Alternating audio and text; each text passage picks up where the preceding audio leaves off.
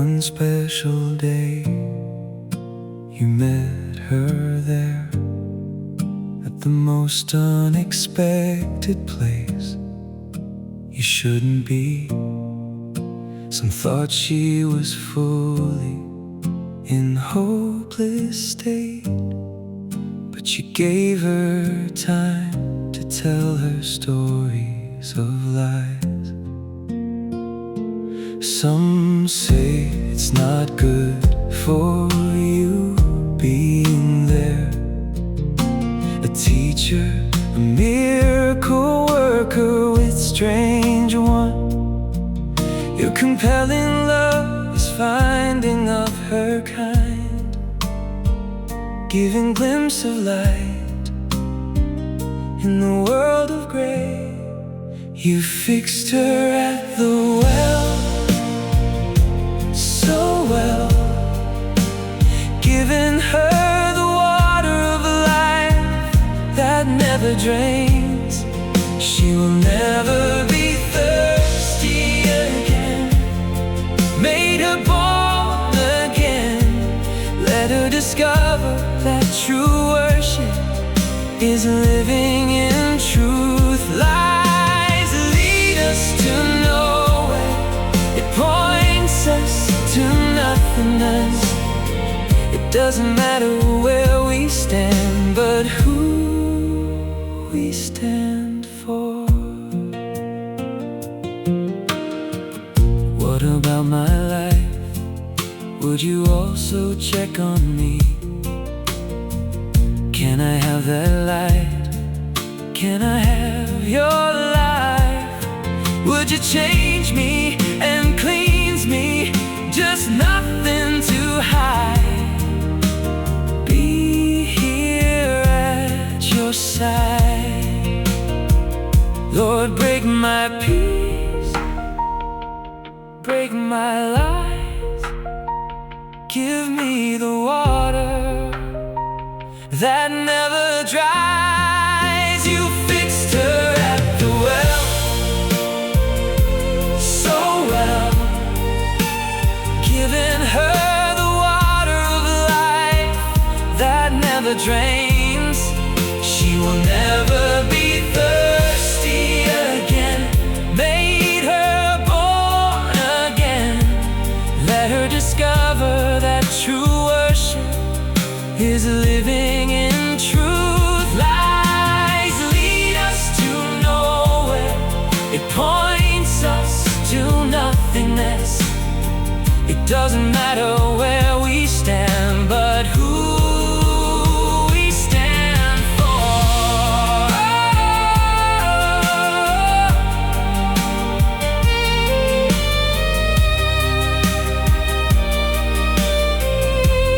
You fixed her at the well, so well, giving her the water of life that never drains. She will never be thirsty again. Made her born again. Let her discover that true worship is living in truth. Lies lead us to nowhere. It points us to nothingness. It doesn't matter where we stand, but who we stand for. Would you also check on me? Would you also check on me?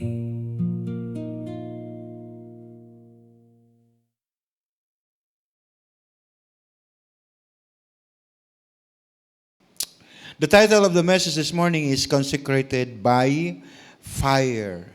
Malachi 3, verse 2 to 3. But who can endure the day of his coming? Who can stand when he appears? For he will be like a refiner's fire or a launderer's soap. He will sit as a refiner and purifier of silver. He will purify the Levites and refine them like gold and silver. Then the Lord will have men who will bring offerings in righteousness, and the offerings of Judah and Jerusalem will be acceptable to the Lord as in the days gone by, as in former years.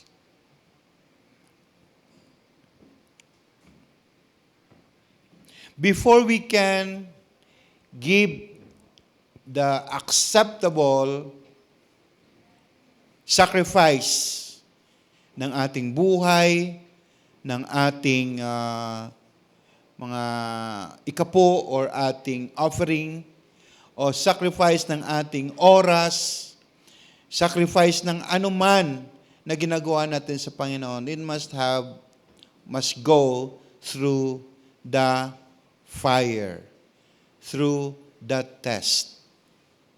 Alam nyo ba, ang mundo would always introduce the new things to us.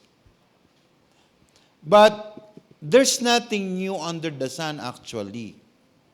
For example, yung mga gadgets po natin na ginagamit, nagiging high-tech lang siya, but it's not new after all.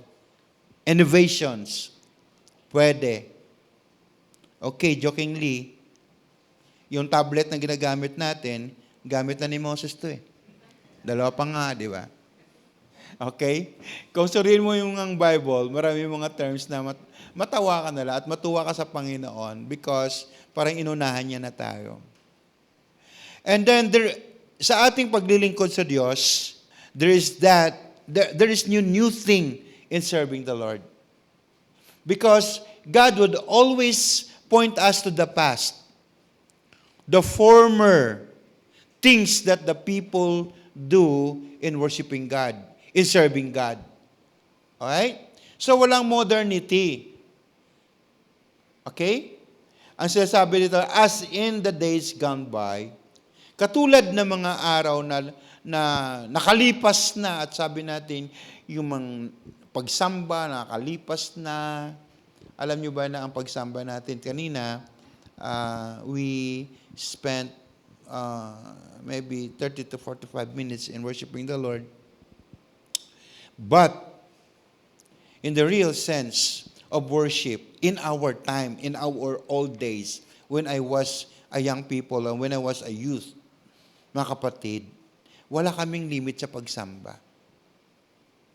We spend time in worshiping the Lord as the Spirit leads. Wala pong oras.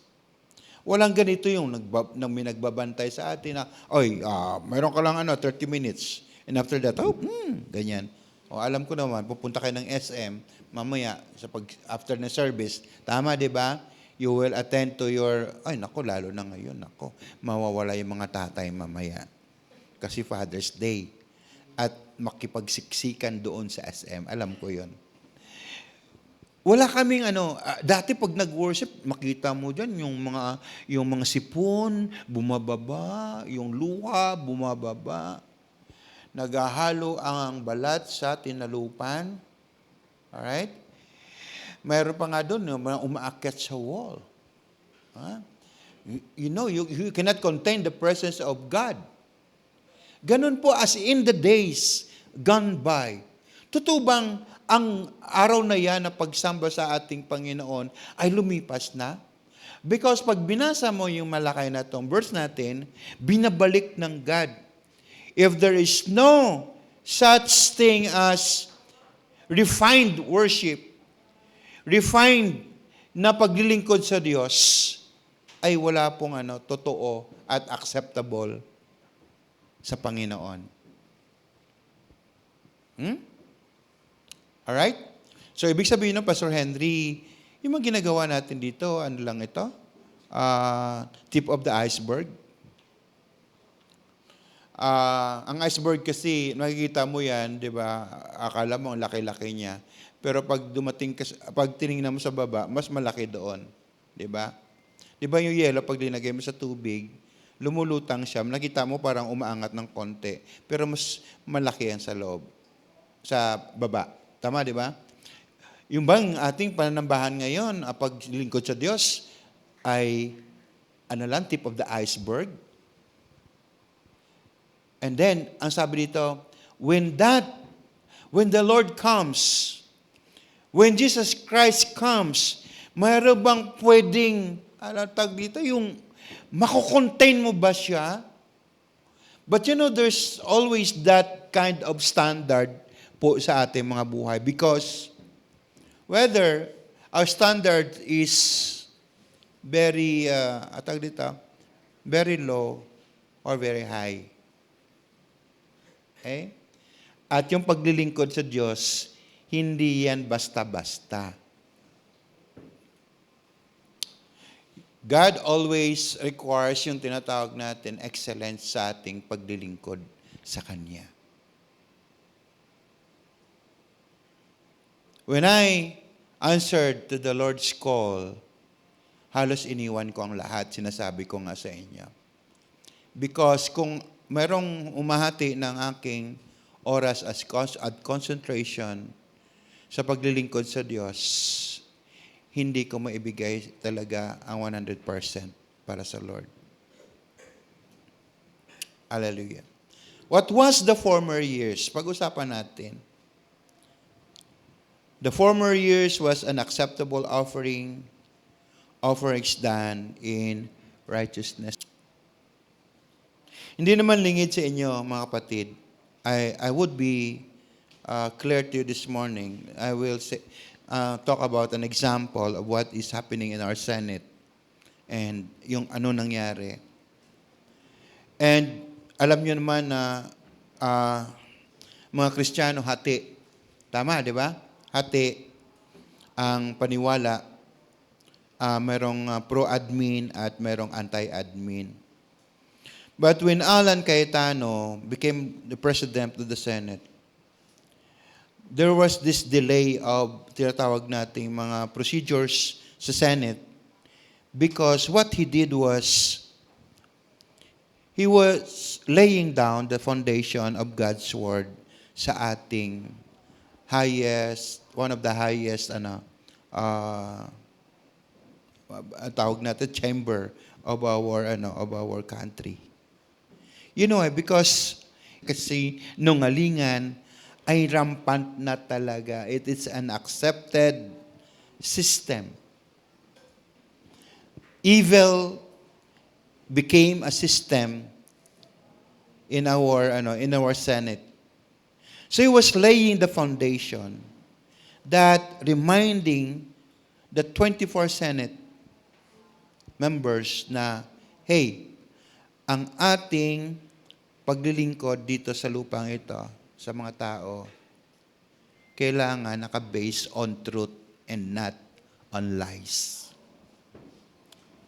We may make many laws, but then ang karakter ng bawat gumagawa ng batas ay may karakter ng evil and unrighteousness. Walang kwenta. So nobody understand that. But the rest of the Christendom, of the Filipino believers, was so glad, and I'm one of it.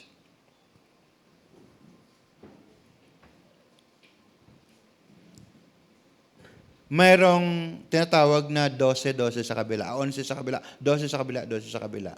Parang gano'n nangyari. Then, hindi ka pwedeng gumawa ng isang decision because of the lack of majority numbers. Tama, di ba? Naasundan nyo ba? And then Alan was pointing out that we need to follow the rules, the law. That's supposed to be 13. Nung pumasok si Gatchalian, so naging majority dahil merong isa na pumasok. But din nakita nyo 3 Kristiyano ay nandoon, they play the 3 major rule. Okay? Let me see. Si Win Gatchalian, he grew up with a pastor mother. Ang auntie niya At ang nanay niya was my supporter. When I go to camp, ano man meron ako, sila po nagbibigay ng pera sa akin. So I supposed to, kinukuha nila ako para maging musical director sa Joel dati, but because my ate belongs to the Willix Group of Company, hindi ako pumayag. So I believe that he grew up, kasi nakita ko si Win, ganyan pa dati, in 1983. Win Gatchalian. Yung tatlo magkakapatid. So sabi ko, this guy, lumaki na may takot sa Panginoon, I suppose. But neither ko siyang narinig, nag-quote man lang ng salita ng Diyos. And then, pangalawa, okay? Pangalawa, si Cayetano. I doubt his personality. He was the son of a lawyer. Alam niyo naman yon. But then, nung nandun na siya, nag-umpisa siya ng pagsalita na parang pastor, parang propeta, nilalagay ng Diyos doon. Di ba nandun kabaliktaran? Di ba? Son of a pastor, and then son of a lawyer. But you know, those two na nagbavite doon sa kapangyarihan, mayroon nag-break ng law, nag-break ng stillness. And then, for just one transfer of that person, everything changed. At hindi naasahan ng tao na yan ay si Joey Villanueva. As your pastor, siyempre sasabihin ko sa inyo, okay? Tatlo sila na mayroong orientation, na Christian orientation. But you know, alam nyo na, hindi na ako. Hindi ko na papapalaot doon ang pag-usapan natin. Let's concentrate with Alan. No? Si Alan kasi, he was trying to lay the foundation of truth. Of truth. Alam yung woman at the well? Sabi ni Jesus sa kanya, do you have a husband? Pero, sabi niya, I have a husband. Sabi niya, sinungaling ka. Because what? Ay, yung kalibin mo ngayon, hindi mo yung husband, mayroon kang 5. And then, that woman was trying to say, hey, I'm worshiping God. I'm worshiping the Father. And we worship here. We must supposed to worship in Jerusalem. Pero sabi ni Jesus, you must base things in truth because a worshiper must worship in spirit and in truth. So ang lahat po na ginagawa natin, if it's not based on the truth of the Word of God, walang kwenta. Ang pagsamba natin, yung kakanta-kanta natin dito, if it is not based on the truth, walang kwenta. Nagets niya? But then, that Samaritan woman was born again, and he left, and she left, no? Depart ways, that something happened to that woman. Nagets niya? Sabi ng God, a worshiper must worship God in spirit and in truth. And neither in this mountain or in that mountain or in Jerusalem. The Spirit of God is everywhere. Ito ngayon. Alam ko po, marami po sa atin bago sa Lord. No? Ano ba ginagawa natin? Ano ba ginagawa natin sa church every Sunday? Predictable. Ang ginagawa natin,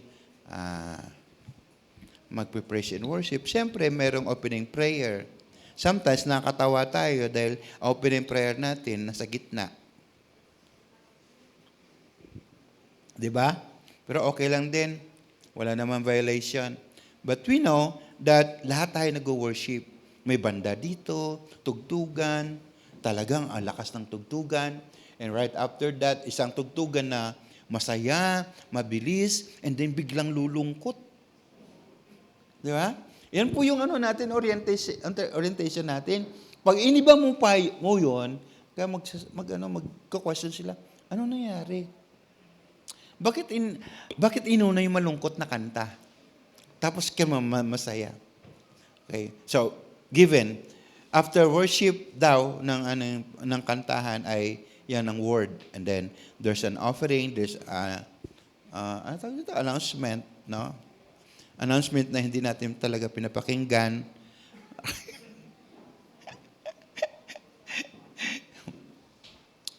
But, pupunta tayo every Sunday dito.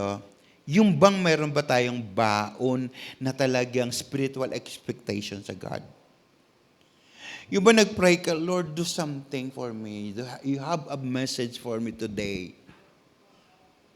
Please speak to me today. Kasi ngayon yung mga tao, pupunta na lang sa church, pupunta na lang sa tugtugan. But Christian life is more than that. You want a consecrated life? Kahit anong gagawin mo, without you going to the former things, walang silbi. Bawat isa sa atin, dadaan sa apoy ng pagsubok sa Lord. Because mayroong standard ang Lord at mayroon siyang sukatan. Ang action na ginagawa natin, kailangan siguraduhin natin na ginagawa natin yan fully to glorify God. Yan ba ay totoo? Okay? Kasi may nakakatakot na ganito. When Jesus was on the sermon, he was doing a sermon on the mount, nagbigay siya ng warning about false faith. He is explaining that simply calling Him Lord or doing impressive religious work isn't enough. A genuine, loving relationship with God is what truly matters. Kasi Matthew 7:21-23 says, "Not everyone who says to me, Lord, Lord, will enter the kingdom of heaven, but only those who does the will of my Father who is in heaven. Many will say to me on that day, Lord, Lord, did we not prophesy in your name, and in your name drive out demons and perform many miracles? Then I will tell them plainly, I never knew you. Away from me, you evildoers." Diba? Ako na talagang dumaan, mga kapatid, sa ang church kasi namin, mayroong, yan po yung pinakabantog na church in the Philippines, Bethel Temple, Iloilo. Because ang tawag nila dyan ay exorcism church. Marami pong nakatirang demonyo doon. I mean, maraming cases, major cases. In 1974, there's this film, Exorcist. And then a bunch of engineering, chemical engineering students in Central Philippine University, isa doon ay si Pastor Eddie Choa. Nag-ano siya, ang tawag niyan, lumulutang na 1 foot from the ground every 6 o'clock in the afternoon. So lahat na ginawa, kung saan na dinala sa albularyo, dinala sa pari, dinala. Ang ginawa, pinaka-last recourse, dinala sa church namin. I was not present at that time. 1972 yun 74. I went to the church 1978. So from that time, nandun siya na-deliver, we fasted, the people fasted, and he was delivered, and he gave his life to the Lord. All you know, we have Ray Calosay now, the president of the Assemblies of God. We have Ate Susan Abbott, the president of DIF. Dating ni Louie. Ano ba siya dati? School directress nung high school siya. So, marami silang na-save doon sa College of Chemistry because of that. And when I joined Assemblies of God, Bethel Temple in 1978, I experienced a lot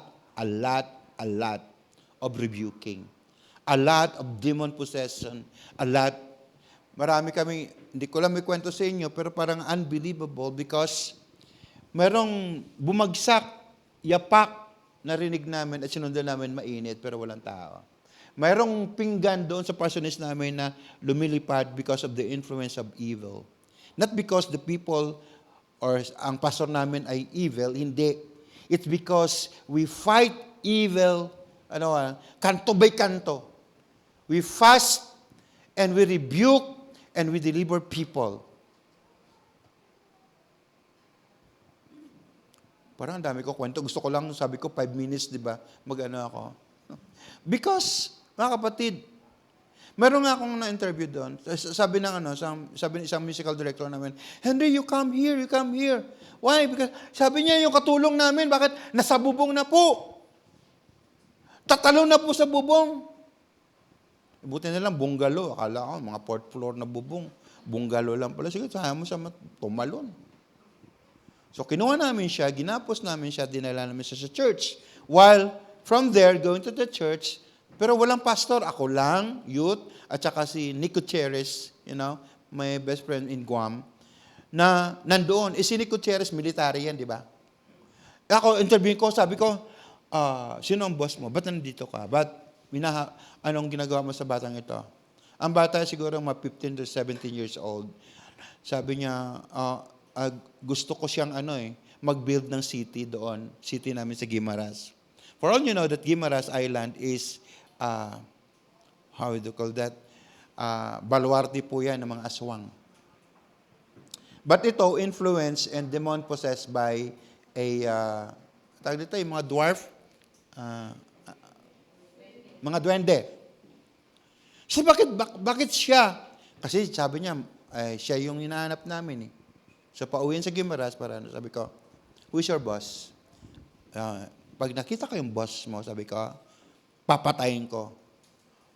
So, it's my way of interviewing o assessing kung yung bang espiritu na yan, totoo na espiritu.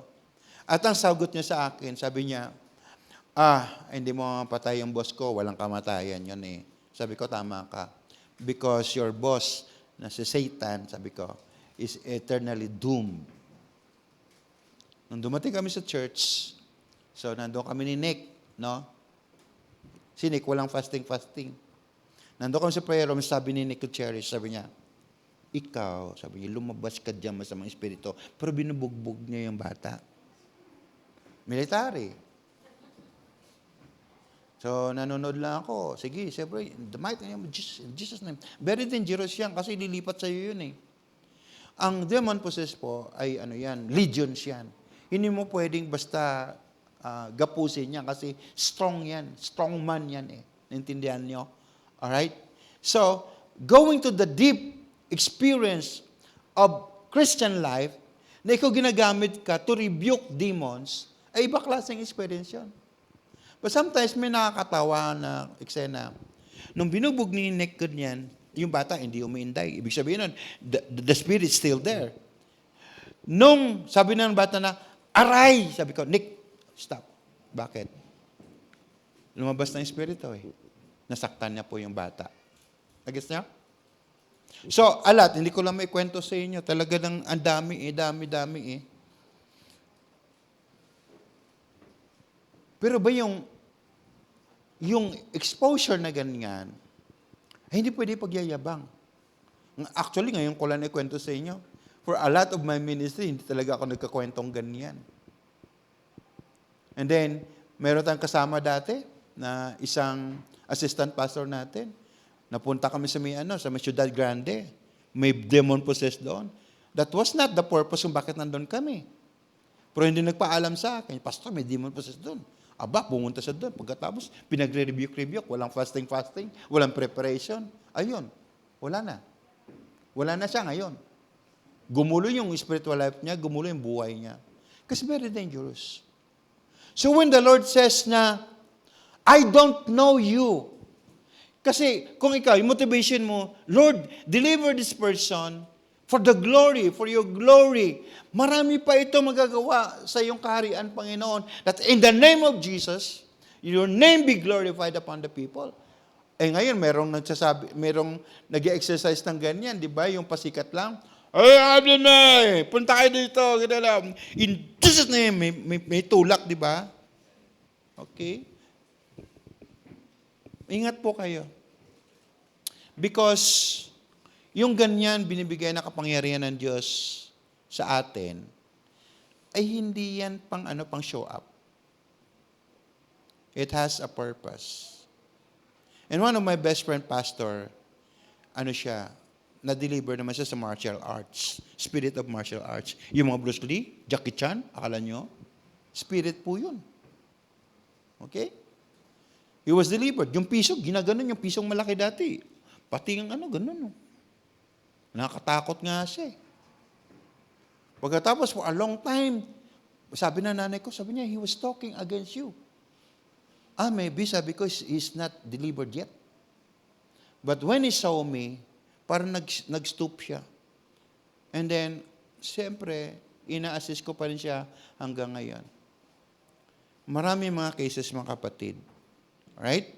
And you, every one of you, hindi pa nakarating sa portion ng inyong Christian life na gagamitin kayo ng Lord, na kayo, kargado kayo ng kapangyarihan ng Diyos para pagpunta nyo doon sa inyong offices, may mga cases doon. Hindi na kita tawag kay pastor, Pastor, may demonyo dito. Di ba? Kasi nandun na kayo. Di ba? Pero sabi ni Lord, hindi lahat na tumatawag sa akin na nag-rebuke at nagme-ministry, kilala ko. We need to go through the fire. Okay? So, ang question sa atin, bakit nandito kayo sa church every Sunday? Sige nga. Bakit nandito kayo? Kasi ang church ngayon, cozy. Pag wala pala tayong kuryente, gumaganda yung church natin. Punta po kayo doon. Mayroong burulan po kami doon. Dito, may infirmary dyan. Okay? So, natatawa lang din kami kasi nagkaroon ng problema. So, why you come here to church? Sa church. Sabi ng isang pastor kahapon, Pastor, we want to visit your place. Bakit? Sabi ko, kasi, sabi niya, malamig. Your place is cool. Paano mo nalaman? Nakikita ako. O sige na nga, munta kayo. But kasama yung pastor na, may kwento ko lang talaga, na in 1986, ang Section 1 ng Assemblies of God, there were only 35 to 40 people. And we have this presbyter. So, from 1986, hindi kami nakita, tapos nakita kami kahapon. Almost na hindi kami sa mukha eh. But nakakatuwa dahil, di ba, there are old mga kakilala mo, ano bang tawag dyan? Mga associates or basta, mga acquaintances. It was not an acquaintance because we know each other well. But sige, given. All right, now, ganon. So, they will try to visit the church also. Sabi ko, you come, visit the church. Why you come to church?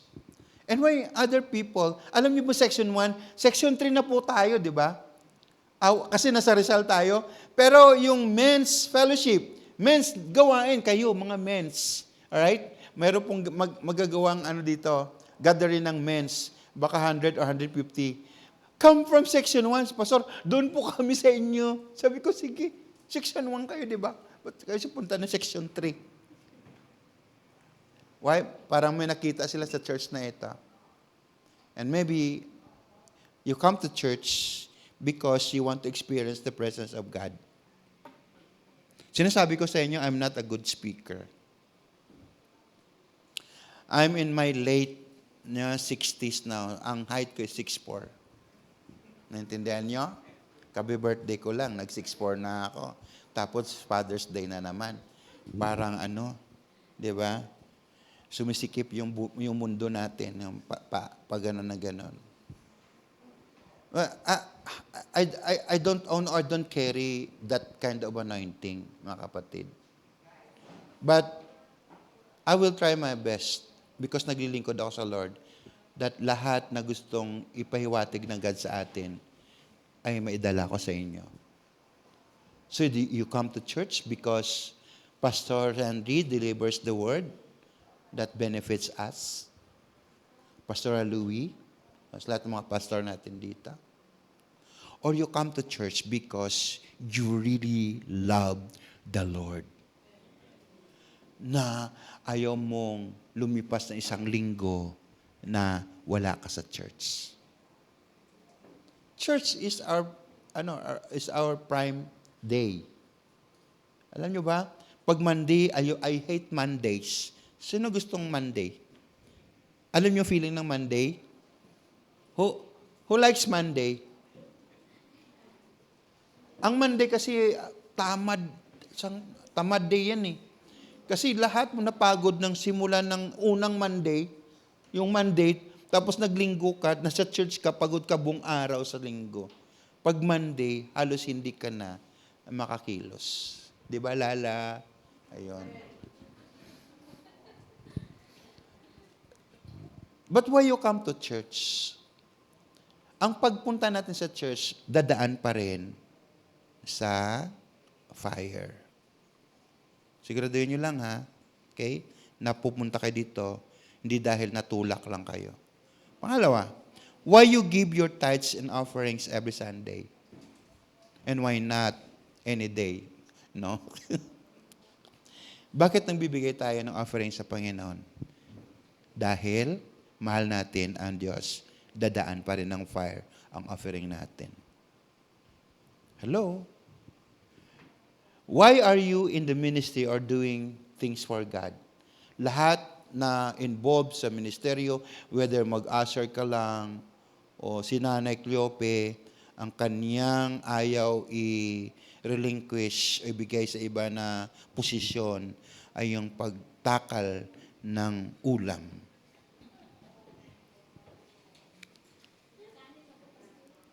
Kanin. Alam mo ba lahat na sunog na kanin, yan ang binibigay sa akin, Cleope. Alright? But you know, in the book of Acts, chapter 6, even yung taga-sandok, taga-luto, dapat baptized in the Holy Spirit, experience the speaking in tongues. Mga anointed. Nagas nyo? Walang dadaan sa butas ng karayom. Paano ba yan? Dadaan ka sa butas ng karayom when you want to really authentically serve the Lord. Alright? So, sino bang direct na responsible sa ating mga buhay? Pwede ko ba sabihin na, si Brother Armon, I certify that Brother Armon is 100% Christian. Wala. Ha? Who can really sabi natin evaluate bawat isa sa atin? Okay, ako. But you know, our action would suggest who we are. Okay? Yung ating ugali, pananalita sa ating mga buhay. Okay? Tayo mismo personally. When we go through the fire, when we go to the test of God, dadaan tayo doon, ikaw lang ding nakakaalam. I cannot guarantee or hindi ko pwedeng sabihin na, Brother Doms yan, ano yan? Mainit sa Lord yan. But you know, ito lang, sasabihin ko sa inyo, we'll always go back to the ancient. We will go back to the former things. Okay? To the things, to the days of old. Right? Okay? Now, everything will be tested in fire. Meron akong tanong, why the need of refining of gold and silver? At yung sinagot sa akin, nagulat po ako. Ang sagot sa akin ng AI, sabi niya, refining gold and silver is necessary to remove impurities, ensure standardized purity, and unlock their value. Raw ores or recycled scrap always contain trace base metals like copper, lead, or zinc. Refining isolates the precious metal so that it can be reliably traded, used in specialized electronics, or crafted into durable jewelry. Ano nakita ko dito? One, removing of impurities. Mga kapatid, hindi ka agong hayaan na magiging latak ka ng lipunan. Basura ka ng sa syudad. Okay? There are impurities po sa atin. And then, day by day, there is this, what the word says, yung tinatawag na regeneration. We read the Word of God, we listen to the Word of God, and God is changing us every day. We learn from God, we learn from His Word, and He's changing us. Anong proseso na yan? It refining us. Yung mga tinatawag na impurities, tinatanggal. You cannot remain madumi, madungis, no? Sa mahabang panahon. Alright? Hindi pwedeng nasa Panginoon ka na, nasa puso mo siya, ay, nanatili kang pangit. Tingnan mo katabi mo. Pag yan, may mga pikas-pikas yan, may mga impurities pa yan. Tingnan mo. Dapat malinis. Gwapo na ba yan? Gwapa ba yan? And I'll tell you, yung kagandaan, hindi po yan sa mukha. Sinasabi ko sa inyo. Nako, si Doms na naman. Huwag ka tumingin sa akin. Yeah? May mga impurities tayo, kailangan matanggal po yan. Yung iba, mabilis matanggal. Yung iba naman, madali. Mayroon akong si Justin Alande, asawa siya ng pastor, but she was my alaga. When she was in grade 4, siya yung akong voice coach niya. So, hindi ko naman pwedeng, basta lang lumipas ang panahon, na hindi ko ma-introduce si Jesus sa kanya. And so, she accepted the Lord, and she forgot who led her to the Lord. Right? So, one time, sabi niya, Pastor Hens, ang dalawa kasing tawag sa kanya, Pastor and Sir. Okay? Montessori teacher ka sa akin. Tapos sabi niya, can I visit your church, Cornerstone, at that time? Yeah, sabi niya. Yeah. Nung nasa church na siya, after service, sabi niya, can I see your pastor? Can I meet your pastor? Yeah. So, magpapapray siguro yun. But yun yung bata, pagdating doon kay Pastor, Pastor, can I pray for you? Ako nga, hindi ko nagawa sa kay Pastor Fred yan eh. Na ipag-pray siyang ganyan. Tapos siya, nilay hands, nagulat ako. Sabi ko, wow! And yung bata, dumaan din sa mga pasaway na moments sa buhay niya. But then she was able, the Lord give her, a wonderful husband. And that husband is si Gay. Okay? At si Gay, ang ginagawa niya, he was the mobilizer of Jesus Revelation sa Philippines. Okay? In charge of intercessory sa Philippines. And sinasabi ko na, yung iba, yung dungis and impurities, madaling matanggal. Just like Justine. Pumalaot sa presensya ng God, pumalaot dun sa spirituality, at madali siya naging mature spiritually. Nagets ba natin? Alright? God has a standard and we need to remove, and His purpose for us to remove, yung mga impurities. So, ito lang masasabi ko in Tagalog. Banal tayo at huwag tayong kumilos na kauri ng mga hindi ligtas at walang Diyos sa labas. Kasi pag minsan yung ating mga actions, ating mga standards, ang ating mga, wala lang, piniflex, di ba? Kasama siya doon sa ginagawa ng mundo. Parang hindi ka naman iba sa kanila, parang ganon. Sabi nga ng Bible, we are in the world. Nasa mundo lang tayo, but hindi tayo taga rito. Amen? Amen? Amen?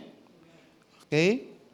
Mayroong tinatawag na standardized purity when, there's a process of refining the gold and silver. So, mayroong tinatawag na purity in spirit.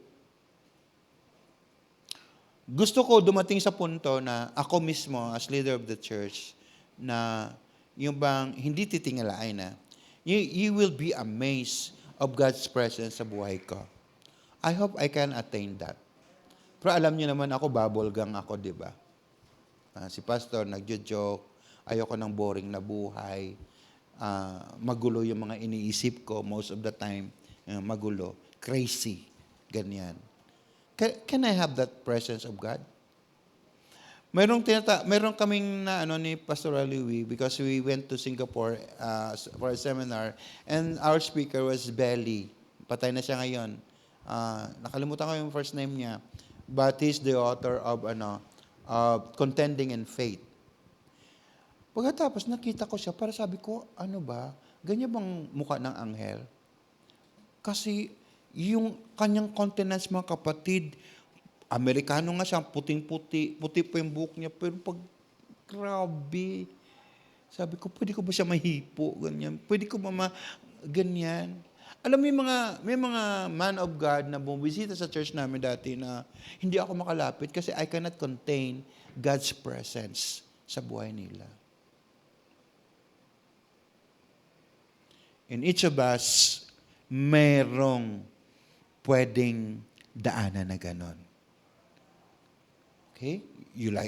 If you want purity, okay, seek the presence of God in your life. Seek God's presence above all things. Nagjo-joke tayo most of the time. Pero pag minsan natatanggal yung ating holiness because of it. No over familiarity. Okay? Kaya sabi ko sa mga leaders, start, to respect each one of them. Each leaders of this church. Start, to put them in the pedestal of spirituality. Hindi magiging kibuloy. Naintindihan nyo? But the proper respect because our brother and the Lord did something to elevate his spirituality. Kasi nga kailangan po natin yung standard purity. What's the standard of Grace Gate Harvest Church? Ikaw, Grace Gate ka. Anong standard mo? Hindi ka basta-basta ipagpapalit eh. Okay? Next pa dito, unlock the value. Bawat isa sa atin, kaya nga kailangan dumaan sa fire kasi mayroong value po tayo. Habang hindi tayo dumadaan doon, hindi makikita yung value natin. Kung ikaw ba ay 21 karat, ano ba pinaka-highest na gold? Ha? 24?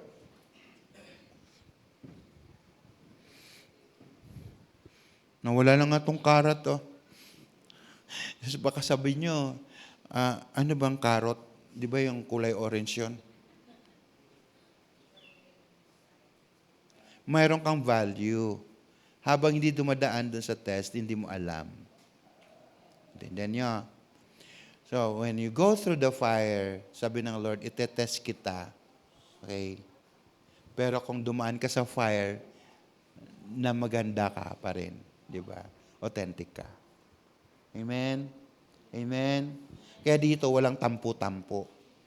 Example sa worship team. Example lang na kunyari, hindi ka pinakanta ng 3 taon. Huwag kang wag kang self-centered.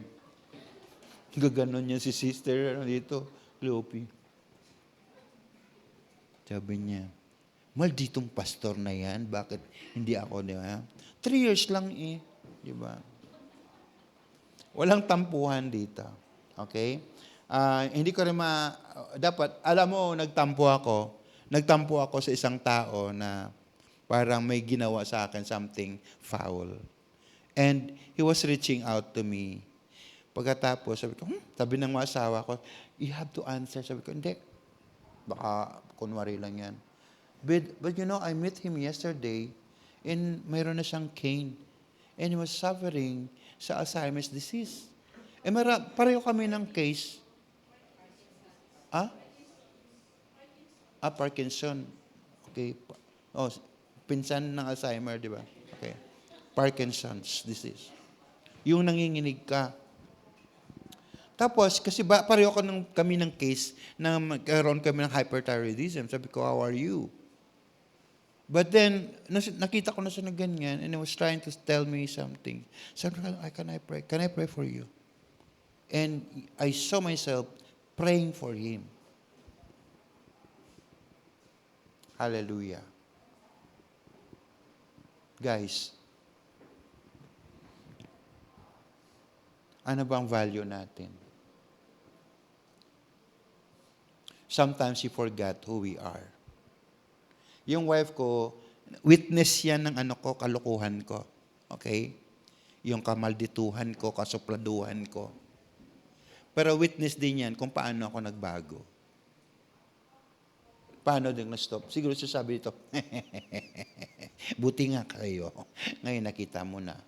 Nagre-reach out sa iyo ang tao pagkatapos kita mo na. Kailangan niya pala ng panalangin.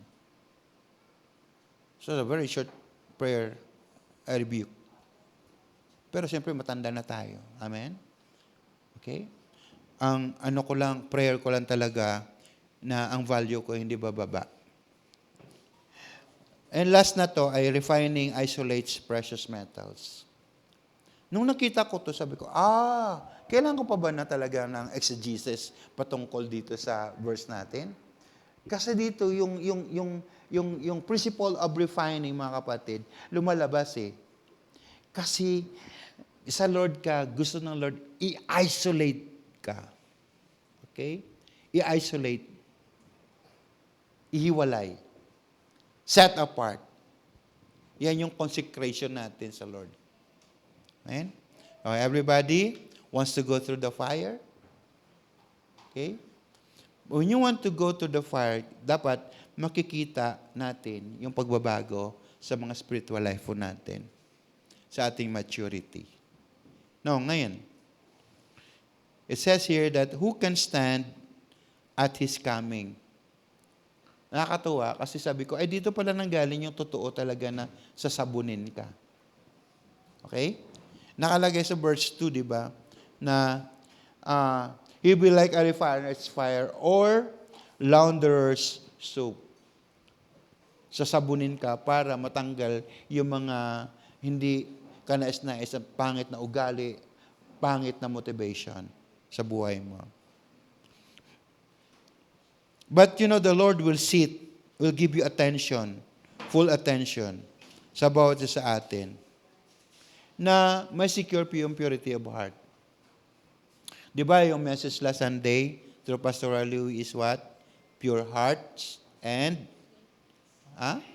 clean hands and pure hearts. So, always magkadugtong po yan. So, malapit na ako mag-end. Mga kapatid, pag binalikan po natin yung verse, ang ina-address doon mga Levites. Sige na natin, basahin natin.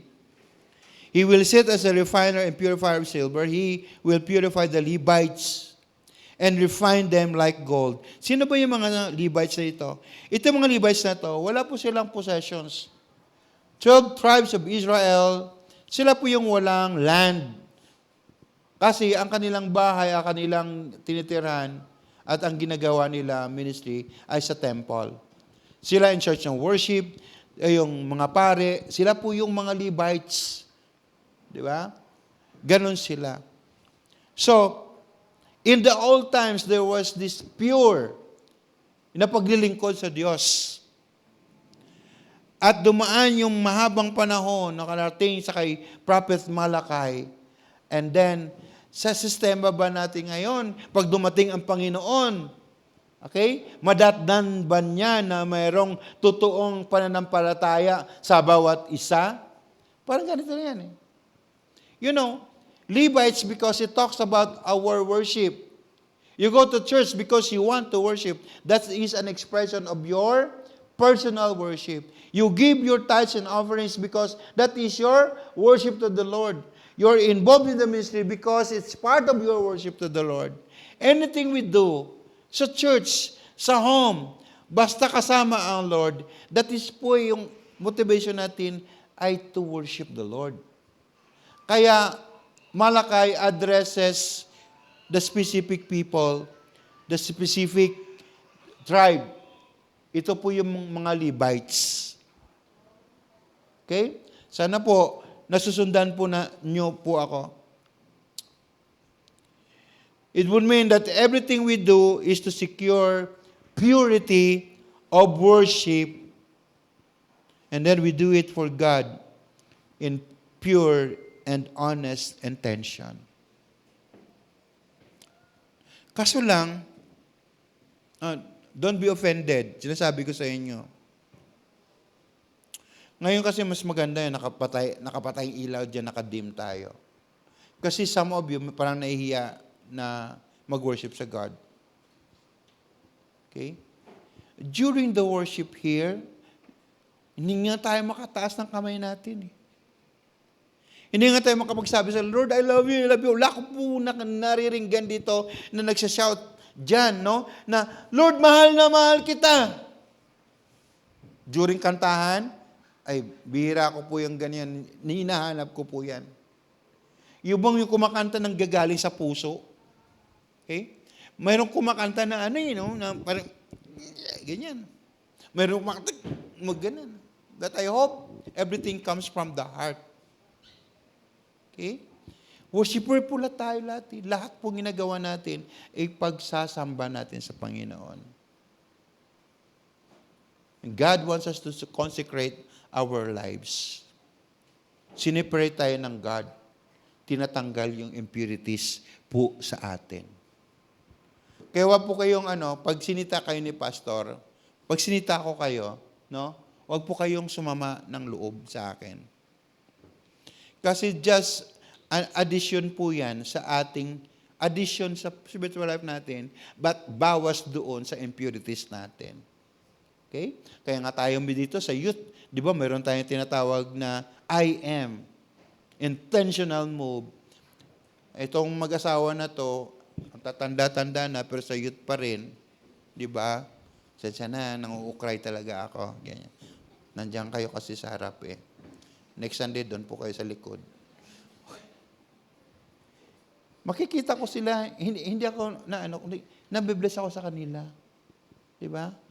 Iba lang yung sinasabi ko, no? Parang sarcasm lang, sabi ko, feeling ba nila, bata pa sila na sa youth sila? Umaattend ng IM. Bakit? Kasi sa late na, di ba, mas matanda ako sa inyo, di ba? 25 years old, 35 years old, di ba? Ang cute niyong dalawa. Okay? Pero nandyan sila, di ba? Okay? Lahat na pwede nang sagapin, lahat pwedeng atinand eh. Kasi gusto nilang magbago at mag-learn ng maraming mga bagay. Sana sa worship natin dito by next Sunday, o gusto nyo mamaya, no? Next Sunday, mag-worship tayo sa God in full motivation ng pagmamahal sa ating Diyos.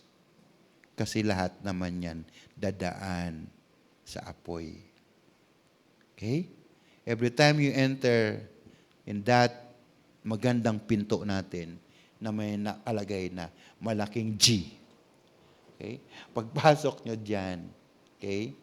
Hindi lang dahil naramdaman yung presensya ng God, kundi nandun kayo dahil mahal nyo ang Diyos. Pagpasok nyo, start to worship the Lord. Ako, pag minsan, hindi nyo ako makakamusta. Bakit? Nandun ako eh. Pagpasok ko, ganyan. Wala pa kasi magmamandya sa multimedia, di ba? NJ, ganito, ganyan. Tanda mo na. Pagkatapos, pare lang yung ginagawa mo, hindi mo pa ma-master. Ganyan. Hindi, joke lang. Sila Arvin, di ba? O kanina, naghahanap pa kayo ng isang keyboard. May strings, di ba? Wow! Nasaan yung keyboard na isa? Andun ako sa likod. Tumutugtog. Habang tumutugtog, one-man band. Busy. Pwede ko na sabihin na, ayaw mo na nga sila, tatanda na nila eh. Di ba? Ang keyboard, tanda na. Di ba? Drummer, matanda rin.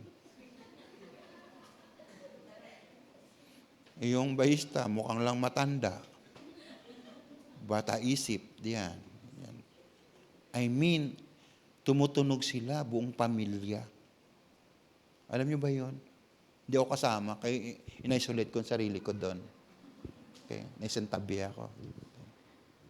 But you know, anything we do, para isalpak lang sarili natin, anything. Kasi ikaw meron ka tagang silbi eh. Meron kang value sa church eh. Baka mamaya meron drummer sa inyo dyan. Di ba? Palitan na natin drummer natin, di ba? Baka mamaya merong magaling sa inyo dyan sa pag-tech. Sa mixer, di ba? Baka mamaya linya niyo po yun eh. Di ba? You have your value. Kasi pag hindi ka na dumaan sa apoy, sa fire ng God, hindi mo ma-recognize kung sino ka. Yung pala, alam mo na mayroon kang silbi. Understand? Understand? Alright. Okay. So, si Pastor kasi marami akong kwento. Pero, sa conclusion na po. When we were in Baguio City, kung saan nakasulat ako ng 10 kanta, di ba? Noon sa Baguio kami, we were in a hotel. Tapos we were planning, saan tayo? Sabi ni Pastora, saan tayo magcha-church sa linggo? Sabi ko, Mami, maghanap po tayo ng Baptist Church. Bakit? Namimiss ko yung choir. Pagkatapos, doon tayo sa Nazarene. Kasi nasa kami, malapit na kami sa La Trinidad. Marami kang mga alam church doon. Or sa Assemblies of God, doon sa taas. But anyways, nung sa elevator kami, sabi ng elevator, ako po si CF, 4th floor. Pagdating ko doon, I was expecting ng CCF maliit. No? Pagdating ko doon, grabe. Bagong hotel eh. CCF. Ibig sabihin nun, yung buong floor na to, sa kanila to. Pagdating mo doon, mayroong 3 dagado nagsasabi na, pare-pare ang boses niya, welcome to elevate! Welcome to elevate! Diba? Sa escalator pa lang. Tapos maraming asikaso sa'yo. Diba, I was trying to think. Ganyan, sabi ko. Tapos sabi ko, buo nito. They spent a lot of money.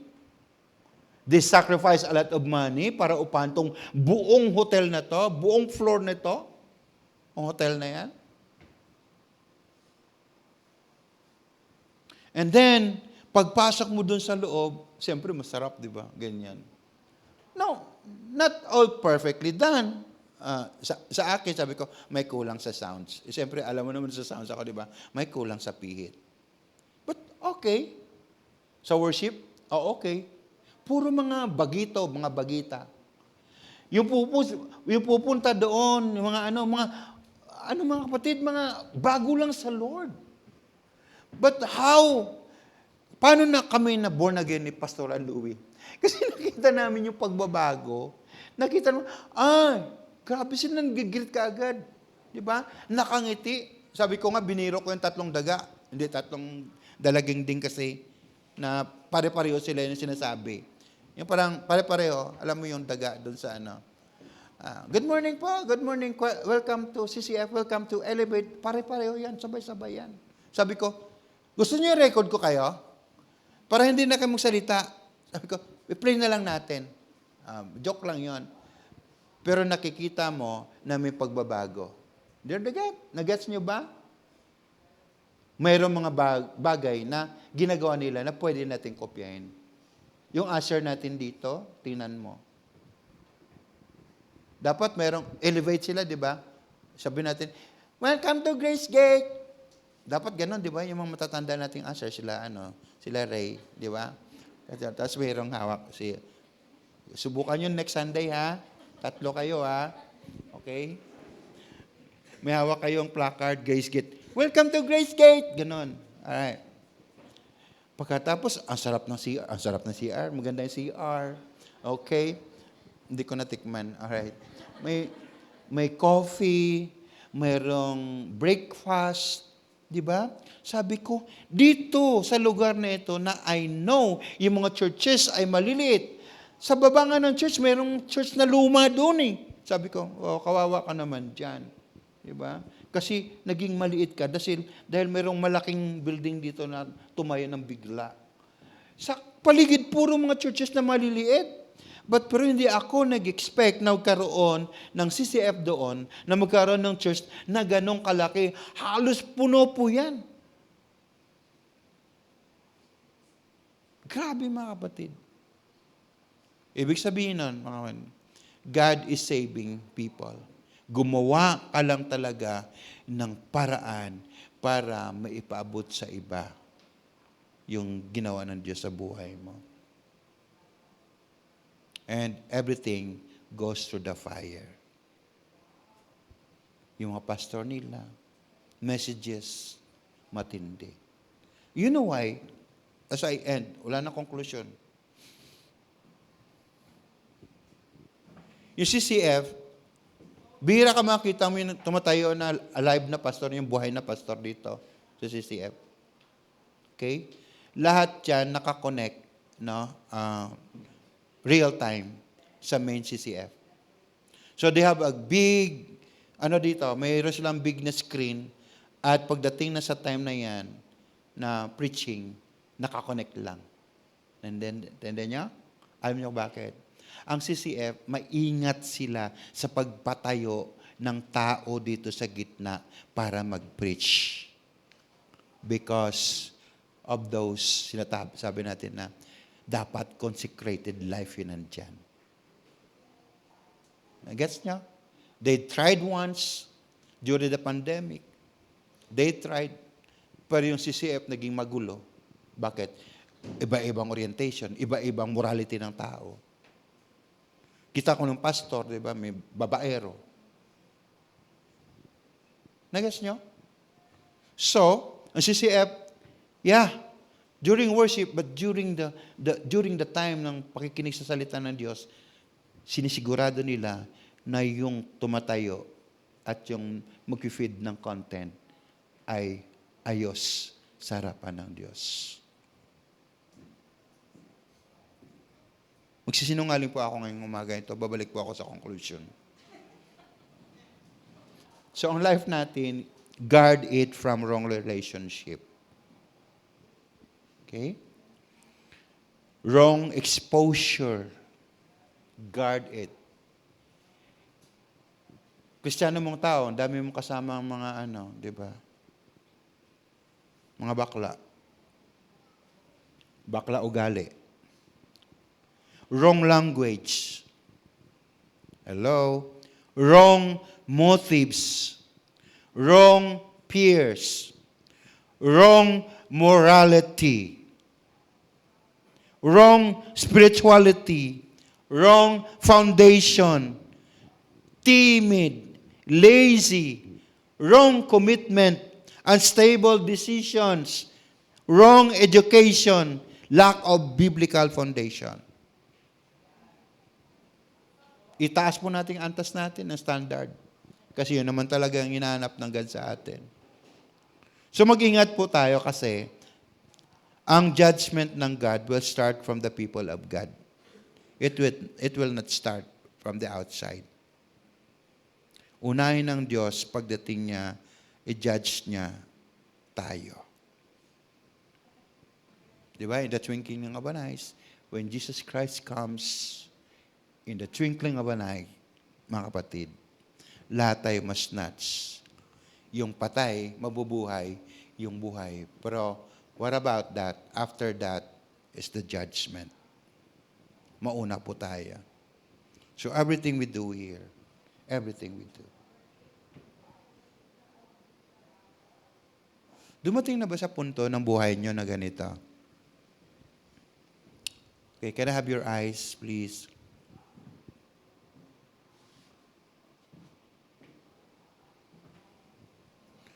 Kunyari nag-apply kayo ng trabaho. Hindi para kang baliw na mag-isa, pero nagsasalita ka. Kasi ang kausap mo ay ang Panginoon.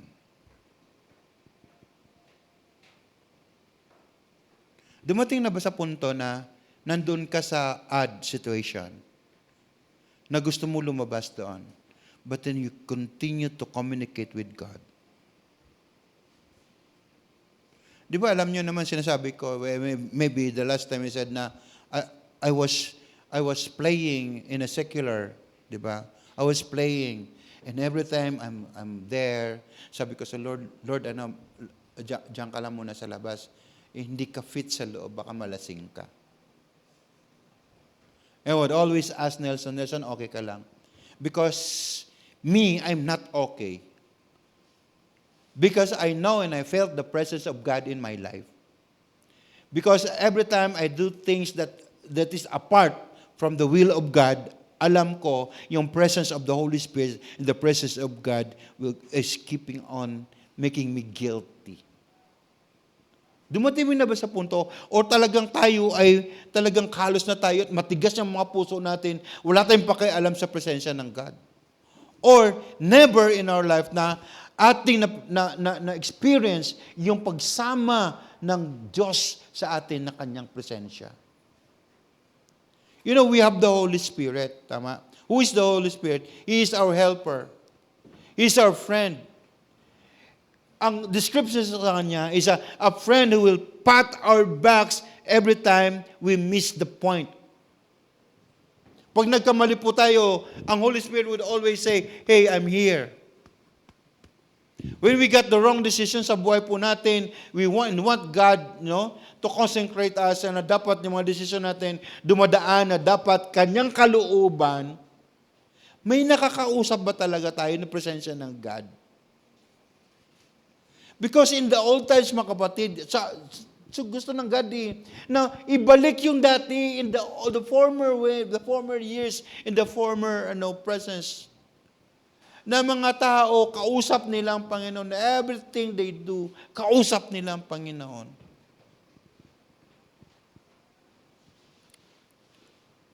Naikwento ko nga sa inyo, naiiyak ako, di ba, nung ginagawa ko yung bawat tao na ginamit ng God, and I made a song for them. Ako mismo yung na-bless na una Kasi I saw the presence of God in their lives. And as a jot, every lyric, makikita mo doon yung anointing ng God Na hey, Henry, nakita mo sila, nakita mo yung presensya ko? Oo nga, Lord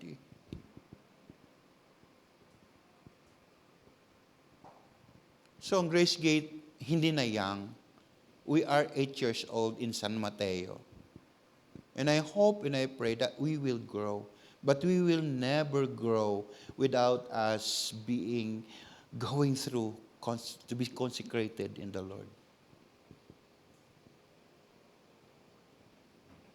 Alam ko, born again na po tayo, pero dapat mayroon pa rin pagbabago sa atin. Amen po ba?